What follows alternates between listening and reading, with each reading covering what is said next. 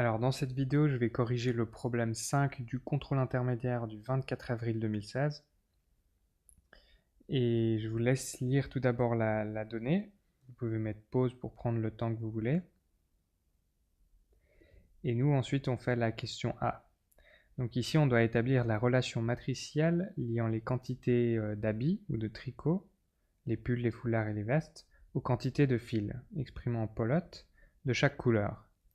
Donc ce qu'on veut connaître en fait, c'est la quantité de fils de chaque couleur en fonction de la quantité d'habits, c'est pour ça que j'ai mis un H, de chaque type. Donc on a les pulls, les foulards et les vestes. Alors ici, pour le fil blanc par exemple, moi j'ai déjà noté la solution ici. Et si vous ne savez pas comment procéder, si ces informations, vous ne savez pas vraiment s'il faut les mettre en ligne ou en colonne, etc., allez-y de la manière suivante. Donc ici par exemple, pour le fil blanc, donc on sait que 50% d'un pull est, comment dire, un pull est fait à 50% de fil blanc. Donc ça veut dire que si on prend la quantité de pull et qu'on multiplie ça par 50%, donc 0,5, ça va nous donner une quantité de fil blanc. Mais il y aura aussi du fil blanc qui va être utilisé pour la confection de foulards. Et là, on nous dit qu'un foulard requiert 20% de fil blanc. Donc si on prend la quantité de foulards, et ben 20% de cette quantité-là, ce sera du fil blanc. Donc on peut mettre un 0,2 devant. Et on fait la même chose pour les vestes. On nous dit que les vestes sont composées à 70% de fil blanc. Donc si on a le nombre total de vestes qui est HV, eh ben, on sait que 70% de cette quantité-là sera du fil blanc. Et donc on peut écrire que le fil blanc, c'est égal à 0,5 HP plus 0,2 HF plus 0,7 HV. Et donc si, maintenant grâce au fait qu'on ait écrit ça comme ça, on se rend compte qu'on va pouvoir écrire ce coefficient, celui-là et celui-là dans la première ligne, parce que de cette manière, on aura bien FB est égal à ceci. Donc 0,5 fois ça, 0,2 fois ça et 0,7 fois ça.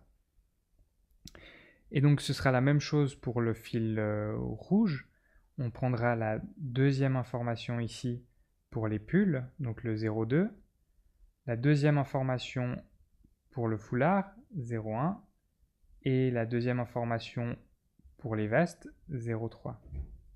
Bon, faut faire attention quand je dis la deuxième information parce que imaginez que, par exemple, Christine utilise seulement 70% de fil blanc et 30% de fil noir. Alors, ça aurait sous-entendu implicitement qu'elle utilisait 0% de fil rouge. Donc, faites ça pas trop mécaniquement non plus. Et vérifiez qu'à chaque fois, vous ayez fait correctement les choses. Donc, en fait, les informations qu'on nous donne ici, il faut les mettre en colonne pour chaque habit. Si tout ça c'est pas très clair pour vous, mettez pause, prenez le temps de réfléchir à ce qu'on a obtenu comme résultat ici. Ensuite, la deuxième question, donc on doit faire pareil, mais cette fois-ci on doit établir la relation matricielle liant les pelotes de diverses couleurs avec les matières premières composantes. Donc on aura les pelotes de laine, de coton et d'acrylique qui seront une fonction de la quantité de fil blanc, rouge et noir. Et là, de la même manière, on peut procéder exactement de la même manière qu'avant. Donc on peut dire qu'une pelote de laine, elle va être faite avec 50% de la quantité totale de fil blanc, 40% de la quantité totale de fil rouge et 60% de la quantité totale de fil noir. Donc on a bien 0,5, 0,4, 0,6. La première colonne ici, ça va dans la première ligne là. Ensuite, de la même manière, tout ce qui est comme information par rapport au coton, ici, ça va aller dans la deuxième ligne. Donc 20%, 10% et ici 0%, vu qu'il n'y a pas l'information. 20%, 10%, 0%. Et finalement, pour l'acrylique, 30%, 50%, 40%. Donc 30, 50, 40. À nouveau, si ça allait un peu vite pour vous, n'hésitez pas à mettre pause, à réfléchir à ce qu'on a obtenu, à pas hésiter à faire l'opération inverse, effectuer la multiplication de cette ligne avec cette colonne pour voir si c'est cohérent le résultat que ça donne par rapport à la première valeur de ce vecteur-là. Très bien, maintenant, on peut résumer ce qu'on a obtenu.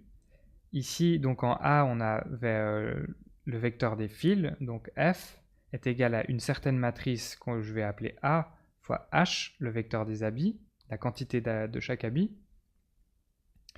Et en B, on a obtenu P, donc la quantité de pelote était égale à une certaine matrice que j'ai appelée B, fois la quantité de fils.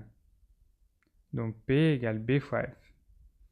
Mais si on remplace F ici par ce qu'on a trouvé en A, donc on a P est égal à B fois A fois H. Donc BA fois H. Et donc grâce à ça, on voit qu'on a la quantité de pelote en fonction du nombre d'habits et qu'on doit calculer, pour connaître ça directement, cette matrice-là qui est composée de B fois A. Et donc ça, j'ai appelé la matrice M. Et si vous faites ce calcul, donc dans le bon ordre, donc B fois A, vous obtenez cette matrice M ici. Et également cette matrice M, si ça vous intéresse, en fait j'ai calculé ça directement, mais c'était pas utile. Mais on a la matrice inverse qui est donnée par ça, si on voulait obtenir à partir du nombre de pelotes le nombre d'habits. Mais en fait, c'est pas demandé dans la consigne. Donc pour le point C, on nous demande, afin d'obtenir 10 pulls, 20 foulards et 30 vestes, de combien on a besoin de pelotes de fil de chaque couleur. Donc en fait, ici, on doit simplement évaluer P quand le vecteur des habits est de 10, 20, 30.